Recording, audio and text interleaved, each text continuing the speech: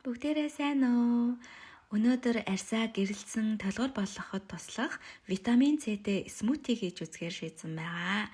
За тэгээд зах ороод гүзээлзгэн болон бусад жимснүүдээ худалдаж авсан. За Солонгост одоо яг гүзээлзгний улирал эхлээд тэгээд гүзээлзэг нь бол их сайн ямдарсан байлээ шүү.